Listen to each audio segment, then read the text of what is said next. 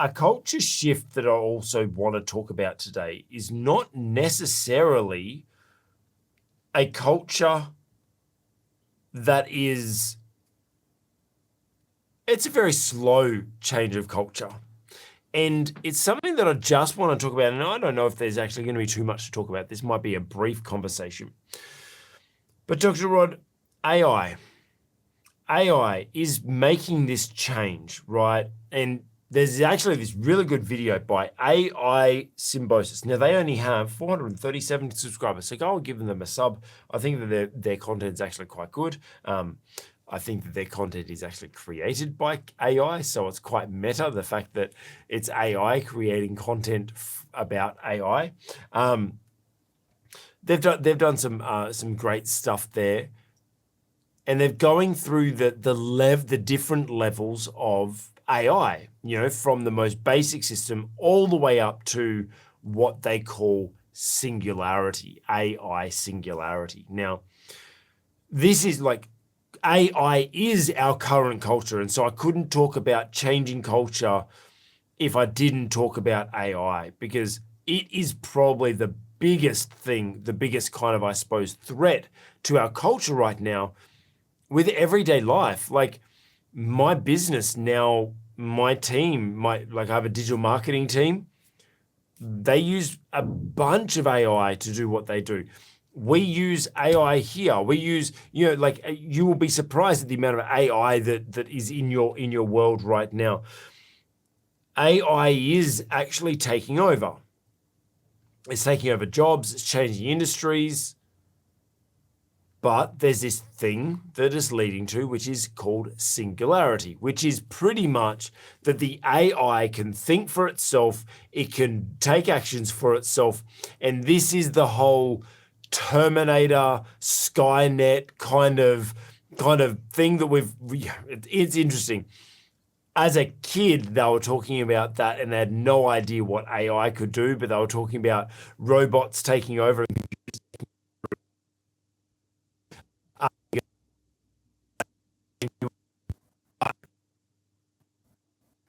Singularity. This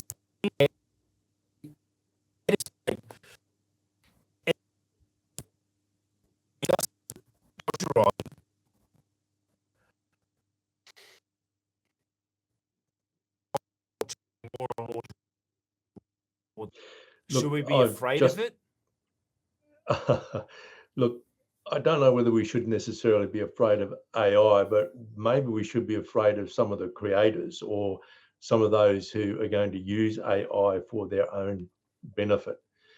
And look, I've been on the earth long enough to have lived before AI. Mm-hmm. But, then there was I remember the very first timer machine that I ever got. My dad bought it for me.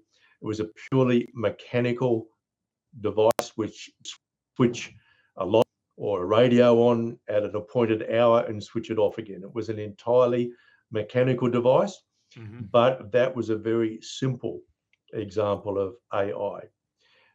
Now, of course, with digital techniques, it's much, much more sophisticated. And these days, you can seemingly think about a product, and the next thing you know, you're getting advertisements for it pop up Mm-hmm. on your smartphone.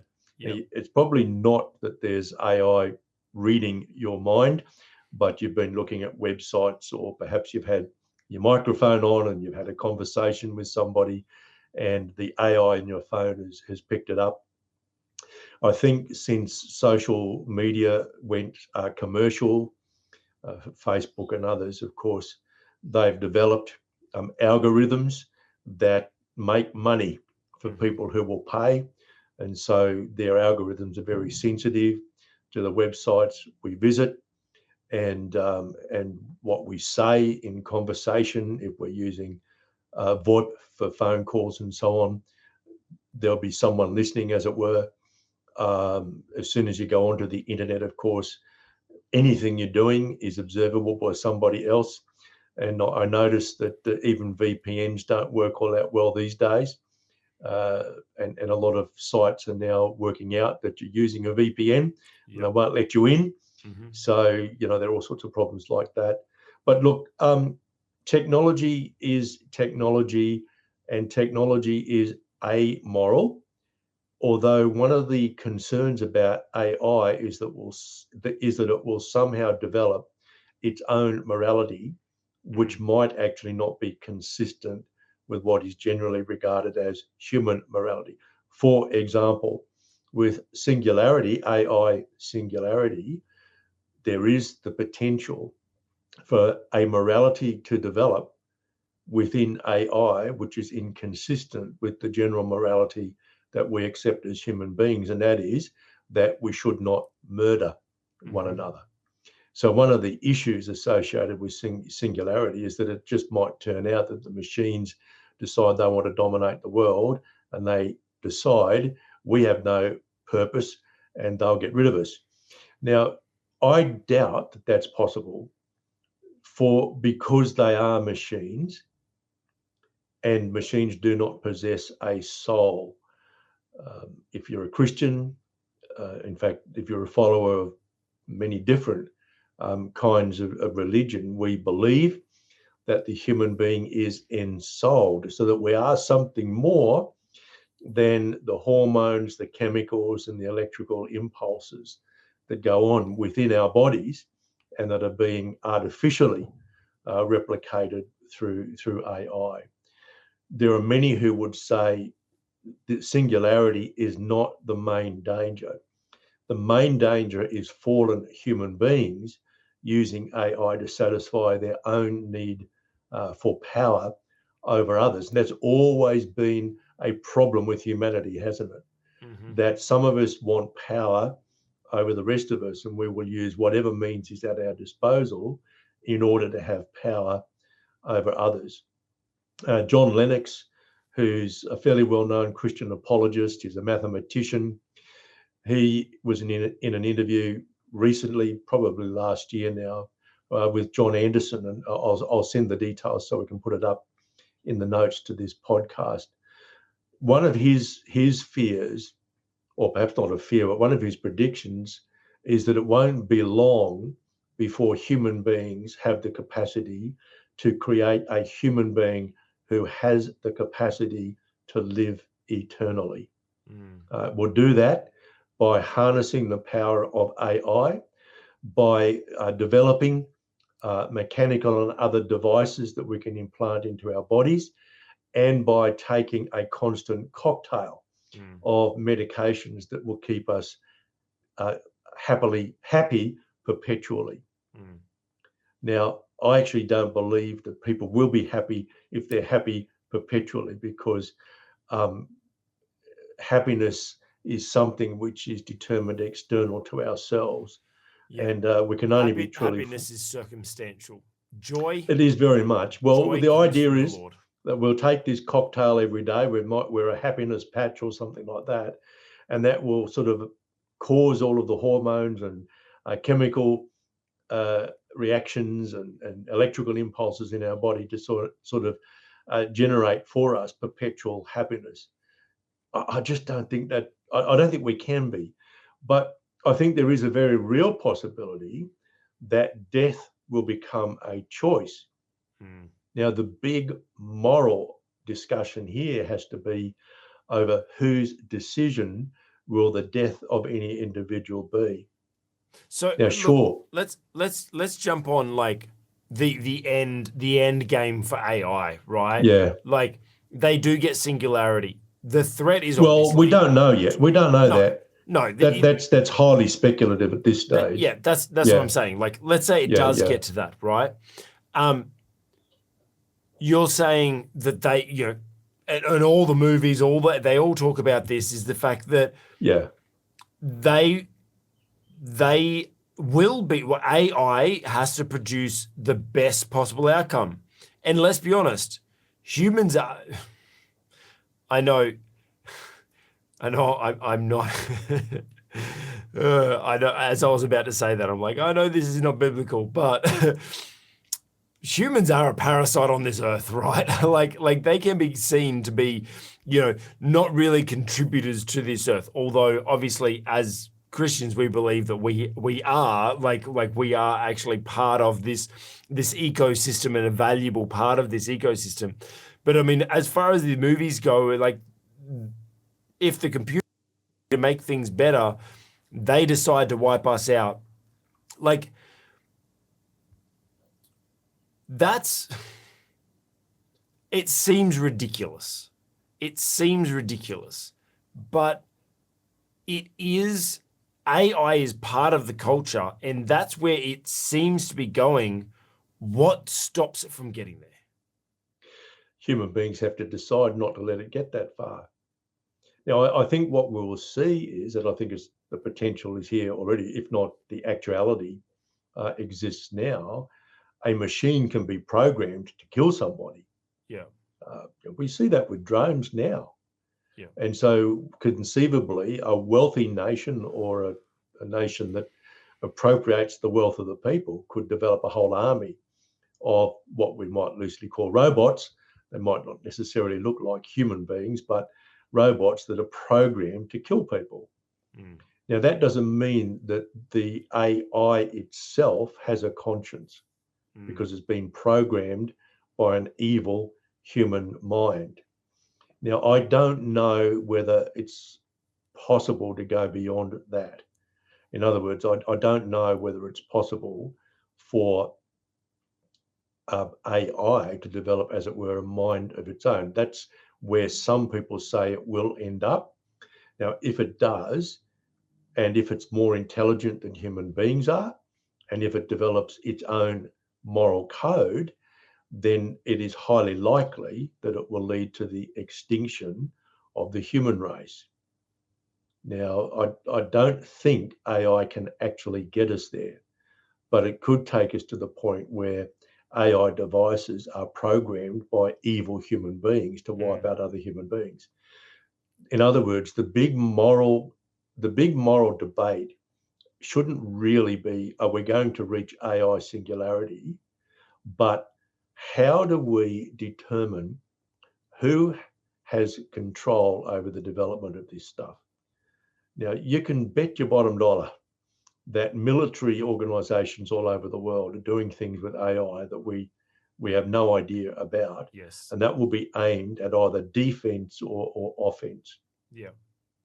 Now, I do think the other big moral issue is not so much singularity, but what do we do when we have the technological capability of being immortal beings, right? And in which case, death becomes a choice. The moral issue will be, whose choice is it? Now, at the moment, we think it's a good thing for people to be able to choose when they die, right? And so governments all around the world have, over the last 20 years or so, and in some cases a lot earlier than that, have brought in legislation that enables people to end their own lives. Now, the next step will be, okay, so let's say we decide that human beings are indeed parasitical and that they damage the environment. So who's going to have the capacity, who's going to have the legal and the moral right to determine which half or 2/3 or 3/4 or whatever of humanity should die? That's a discussion we should be having. And that's a discussion that leaders should be demanding of their politicians, because they're the ones who are going to pass the legislation. So I want to get in. You've touched on something that's very interesting, and I want to kind of go deep theologically into that. If we can then create ourselves to cheat death, how does that stand? Because obviously our story as Christians is the fact that we follow Jesus, who is the only one who has cheated death. And,